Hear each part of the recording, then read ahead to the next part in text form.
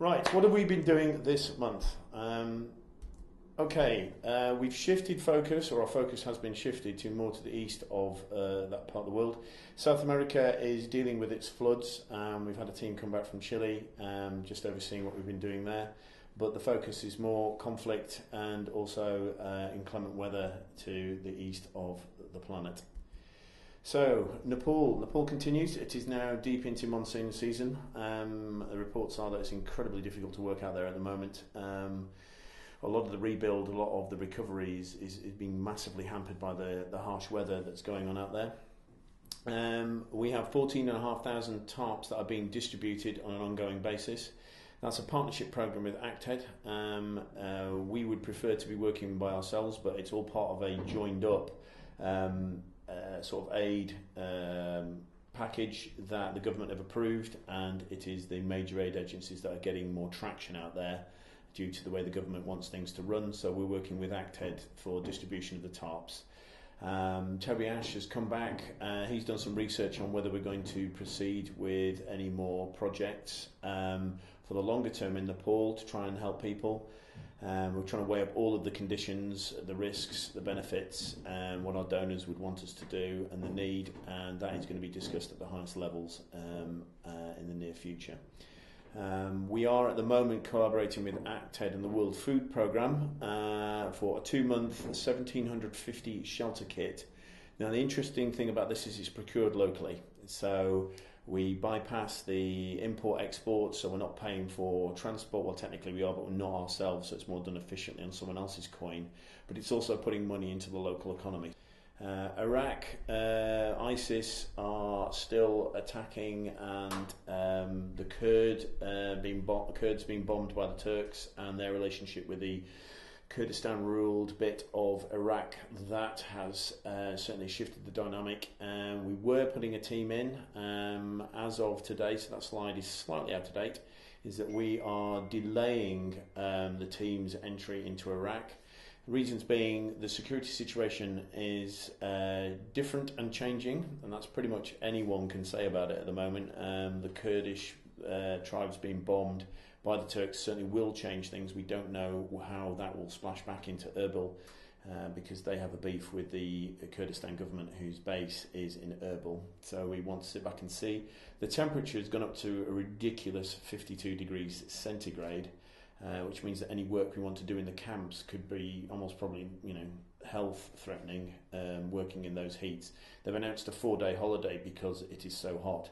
That also plays into if there's a holiday on and people got more time on their hands, the temperature is going to make people ratty. Again, that's going to have an unknown factor in the security. So we've decided to just sit back, wait, and then we will be putting a team to continue and also explore any of the other partners that seem to be working out there, because you get more, people will be more open across the table than they will in emails.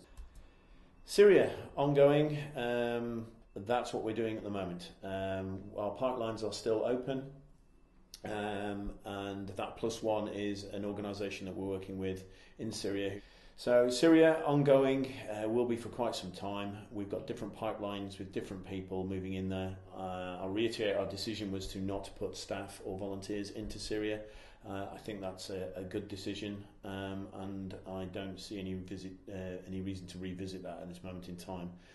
We know that people are getting those the aid that we're sending, the tents, both our branded ones and UN ones. And we're happy with the reporting that we've got and the relationships we've got with the agencies that do have local staff and have that specialism of being able to operate in Syria far more safely than we could. The Nigerian refugee crisis, if you look at that map, it's pushing people away from the Boko Haram violence into Niger, which we've talked about, and it's also pushing them into Cameroon, which we've also talked about. If you want to pause it and have a look at that map and read the graphic there, that's why we're in this part of the world. It spills out into Niger. We're doing 2,000 boxes in all with Niger. It started with flooding, bottom left-hand corner, and it's migrated to as the flooded dried up. It's now a humanitarian crisis caused by the violence of Boko Haram. We're just coming to the end of that 2,000 box cycle with plan in the bottom right-hand corner of Niger. And when that's finished, we will then review what we've done and see whether it is our way forward. The plan are having a little pause at the moment because the increased violence has changed the way that they're responding and their security protocols. We'll probably put a team into Niger to just round it all up, do some more retraining, have a closer look at what they've been doing, and get as close to it as we can, which probably won't be that close with the violence. Again, looking at the pictures, you can see it's local staff that are getting out there who can move, more discreetly, a lot safer, and that is the top priority: is keeping our beneficiaries and our staff and volunteers safe. Cameroon.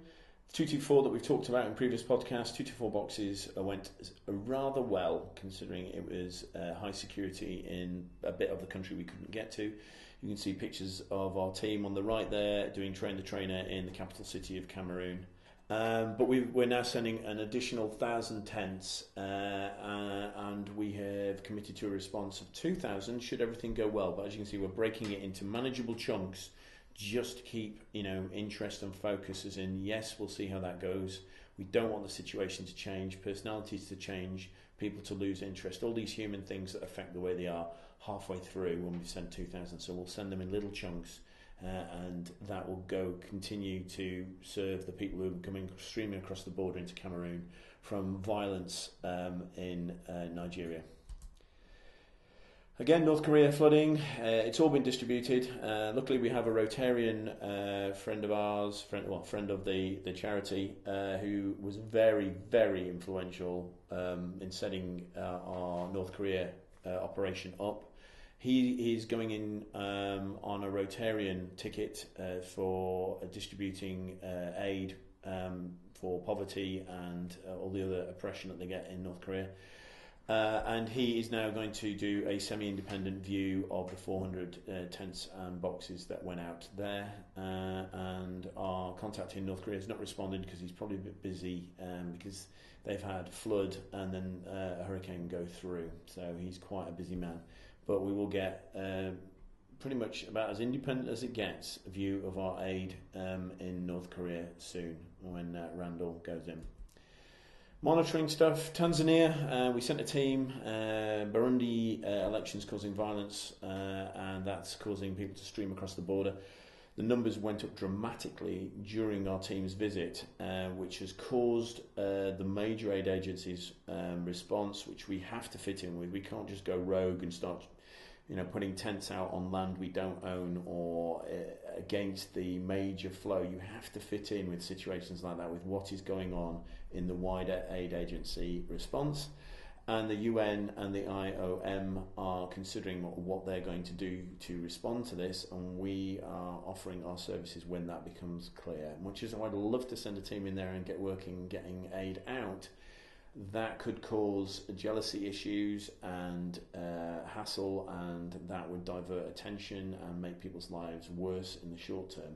So we're sitting on our hands on that one, which is quite frustrating. But again, the do no harm principle, if we were to start putting aid out, it would actually make the situation slightly worse and would inhibit our possibilities of reaching more people in the medium term. So frustrating, but that's how it is. Afghanistan, mudslides, flooding, of course, all the other issues, the government and the violence there. But we are looking at Afghanistan to tee up in slow time partnerships that can help us get into a place that would take too long to work out from scratch when it happened. Bangladesh and Pakistan are flooding. We're looking at who's responding to that and whether we can help, whether they need actually outside help. And then we've got Myanmar, which is not on there, which has raised its head rapidly. Big flooding, over 70 deaths. The usual headlines of worst in a generation type stuff. And we're sending a team out this weekend. Again, there are political restrictions on movement. Rotary will be a big help in this. They've got lots of contacts and our initial people who invited us in there.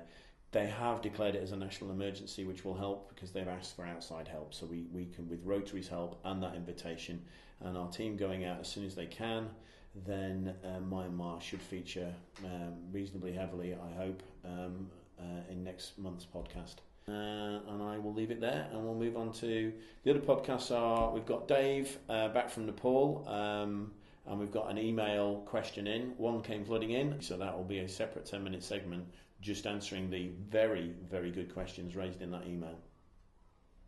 So thank you very much.